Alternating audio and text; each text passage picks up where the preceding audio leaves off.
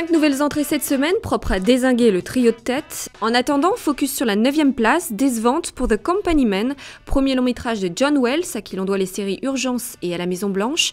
L'histoire, celle de 3 cadres brutalement licenciés, campés par Chris Cooper, Tommy Lee Jones et Ben Affleck, et de leur combat au quotidien en quête de dignité.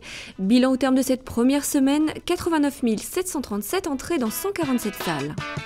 En 8e position, un drame de Bruno Chiche, porté par Gérard Depardieu, entouré d'Alexandra Maria Lara, Nathalie Baye, Françoise Fabian et Nils Arestrup.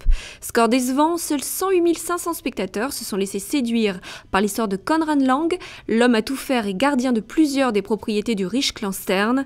Atteint de la maladie d'Alzheimer, il a perdu la mémoire immédiate, mais renoue avec des souvenirs de plus en plus lointains, ce qui menace de mettre à jour un secret de famille.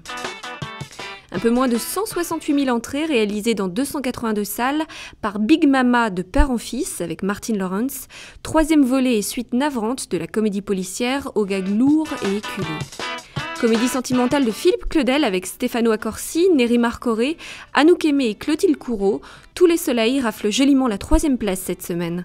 Près de 180 600 spectateurs ont suivi l'histoire d'une famille italienne bancale installée à Strasbourg. Stefano Accorsi y campe un père veuf depuis une dizaine d'années, professeur de musique baroque, qui vit avec Irina, sa fille en pleine crise, et son frère, un anarchiste, qui ne cesse de demander le statut de réfugié politique depuis que Berlusconi est au pouvoir.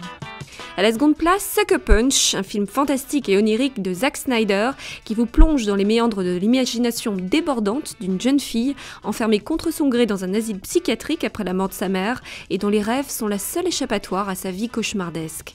300 243 entrées dans 451 salles.